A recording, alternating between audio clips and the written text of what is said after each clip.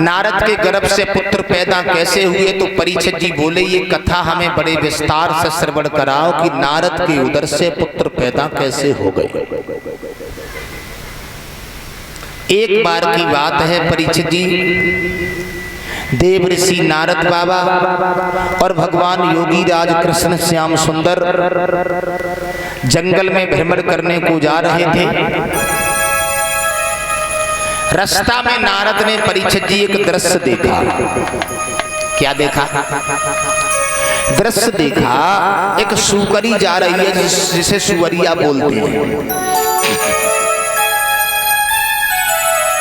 नारद की नजर सुवरिया के ऊपर पड़ी तो सुवरिया के पीछे 10-12 बच्चा जा रहे थे।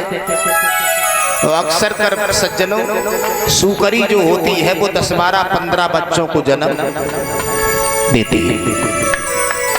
नारद की नजर जब बच्चों के ऊपर पड़ गई तो परीक्षित जी नारद ने भगवान कन्हैया से सवाल किया है कि हे प्रभु, हमारी शंका दूर करो, सुकरी के पीछे 10-12 बच्चा जा रहे हैं। ये सुकरी सभी बच्चों को प्यार करती होगी या एक आध बच्चे को चाहती होगी? तो कन्हैया ने कहा देखो नारद, एक माँ के चाहे कितने भी बालक क्यों ना हो, लेकिन एक भी बालक माँ को प्यारा नहीं होता है।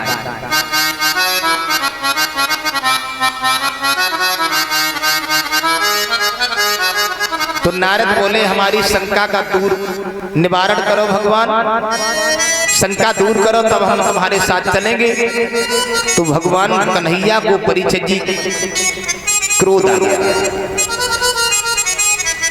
बोले हमारे बात पर तुम्हें भरोसा नहीं है तो बच्चों को पकड़ करके देखो, अगर सुकरी चाहती होगी तो बच्चा पकड़ने नहीं देगी। नारद ने परीक्षित जी बच्चे पकड़े लेकिन शंका दूर नहीं हुई।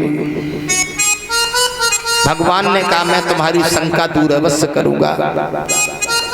नारद को भगवान कन्हैया ने परीक्षित जी संग में लिया और साथ में लेकर के आज भगवान श्याम सुंदर नारद को आगे बढ़े हैं लेके कि थोड़ा आगे बढ़ के देखा कि हरी उजाड़ी निर्जन बने हैं।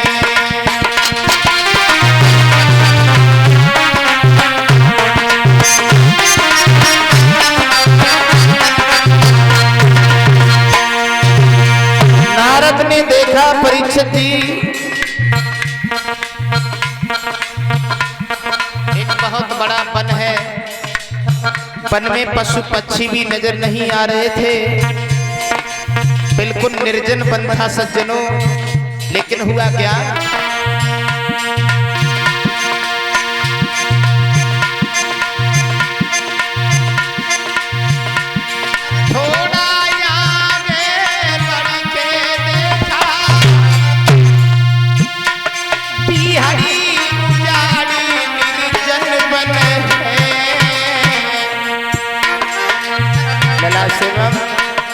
पशु पक्षी नजर न आते थे,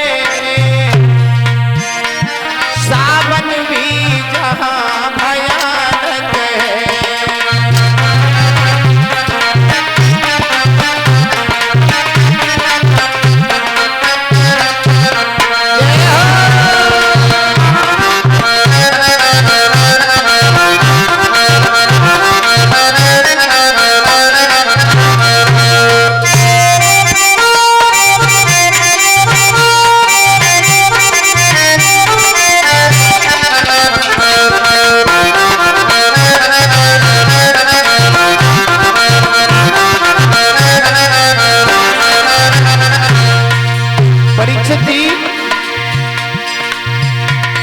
उस वन में पशु पक्षी भी नजर नहीं आ रहे हैं, बिल्कुल निर्जन वन है। उस वन में महाराज भगवान ने माया के द्वारा एक सुंदर से सरोवर का निर्माण कर दिया सज्जनों।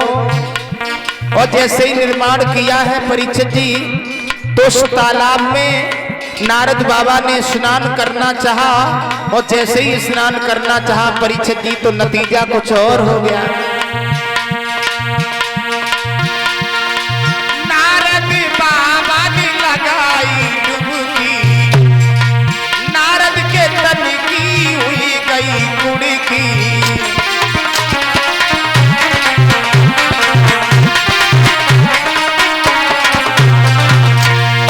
डुबकी लगाई नारद ने उसी सरोवर में। परीक्षित जी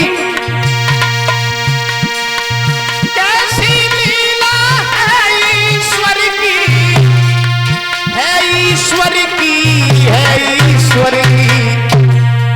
नारद बाबा बनी है लड़की, नारद बाबा बनी है लड़की।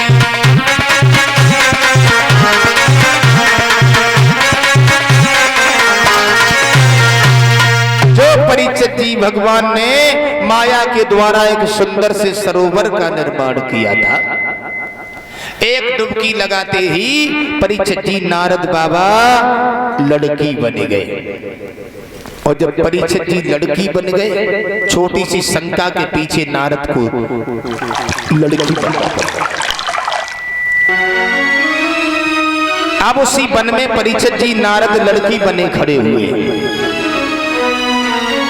जेऊ मालूम ना है परीक्षित जी कि हम कौन थे और कहां आ गए और लड़की कैसे बन गए, कौन हमारी माँ है, कौन हमारे पिता हैं। परीक्षित जी सुबह से शाम हो गई, नारद बाबा उसी वन में लड़की बने खड़े हुए हैं, बड़े सुंदर लग रहे हैं। आप लोग विचार करो, भगवान हमें तुम्हें कितना सुंदर बना के भेजता है? और जहां पर भगवान ने परीक्षित जी माया के द्वारा नारद को लड़की बनाया होगा तो नारद कितने सुंदर होंगे सज्जनों। देव ऋषि नारद बाबा खड़े खड़े देख रहे हैं। उधर से क्षीरध्वज ध्वज नाम का राजा आया। राजा की नजर जब नारद के ऊपर पड़ी तो परीक्षित जी राजा देखता का देखता ही रह गया। इतनी सुंदर लड़की जिंदगी में हमने पहली बार देखी। अगर मेरा इनके साथ विवाह हो जाता तो जिंदगी में 4 चांद लग जाते। अब हम ऐसे नहीं जिएंगे, शादी करेंगे तो इसी लड़की से करेंगे वरना मर जाएंगे। अब वो राजा नारद की ओर देख रहा है और नारद जो रहे परीक्षित जी राजा की ओर देख रहे हैं, लेकिन कोई काऊ से बोल ना रहा है। हाँ, कोई काऊ से बोल ना रहे। बहुत देर हो गई, परीक्षित जी राजा नारद की ओर देख रहा है। आहा परीक्षित महाराज, तो नारद जो थे राजा की मन की बात समझ गए। लला नारद की मन की बात कि वो समझ गई अपने मन में। नारद ने राजा को चटनीनो पास बुलाई है।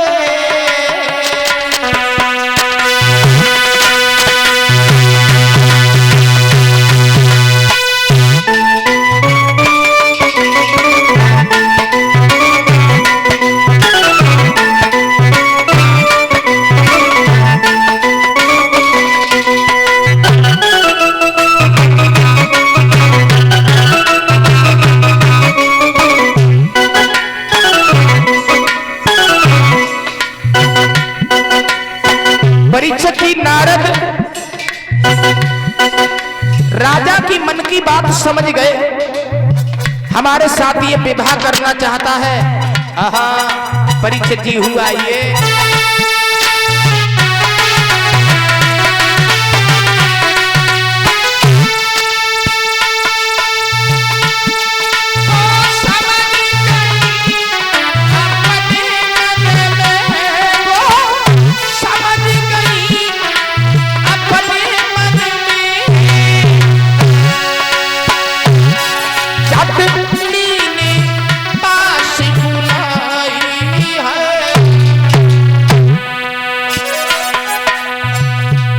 क्या चिंता दिल में लगी गई।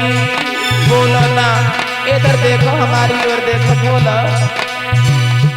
क्या चिंता दिल में लगी गई। मुझसे सत्य कहो समझाई है।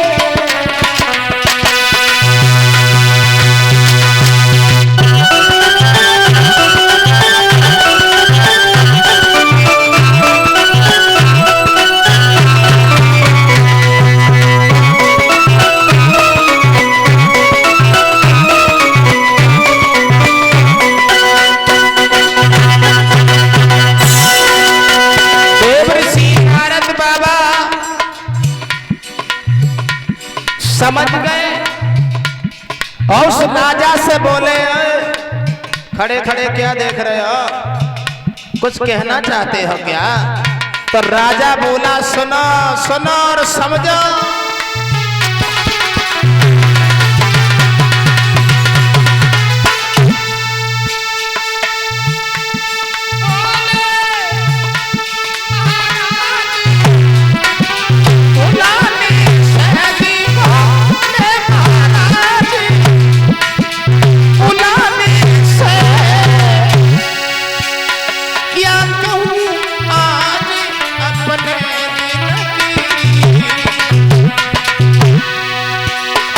तुम शादी मेरे संग करो, तुम शादी मेरे संग करो, शोभा कीजिए उस आंगन की।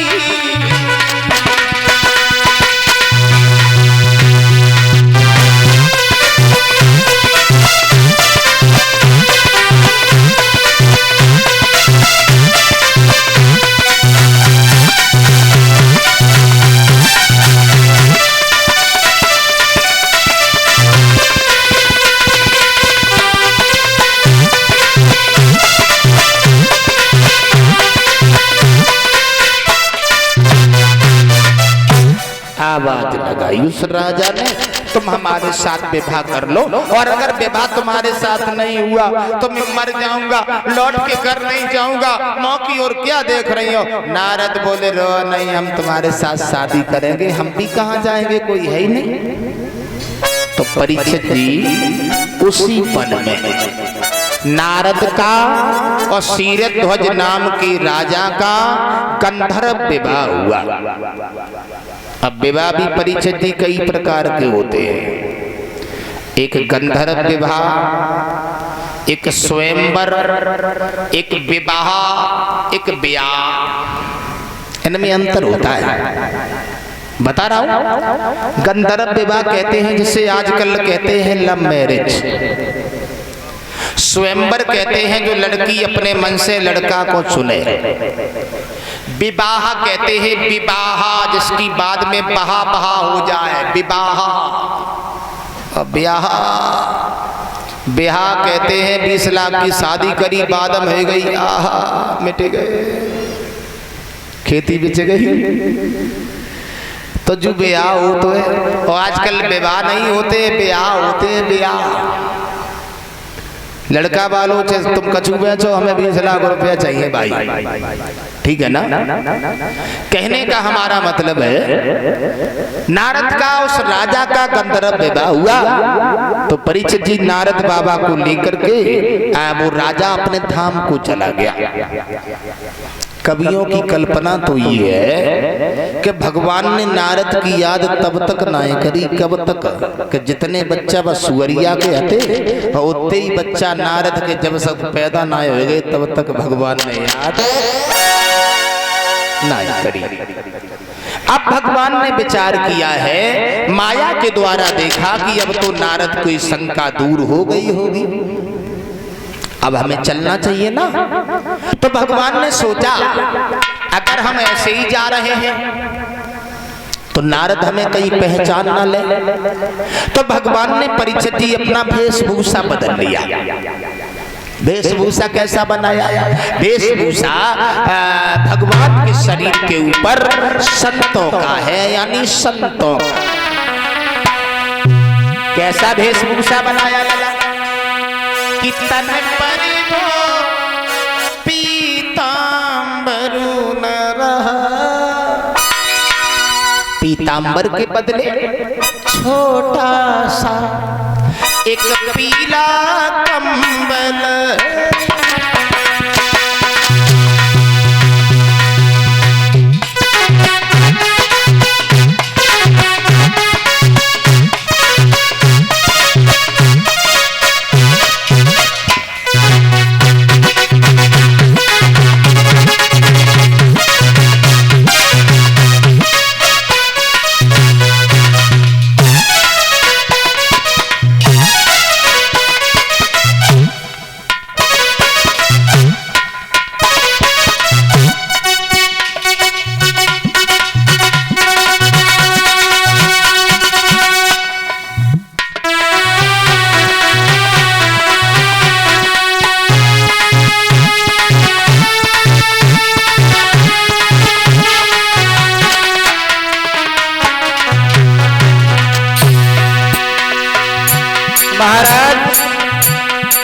भगवान के शरीर के ऊपर वेशभूषा संतों की है सज्जनों।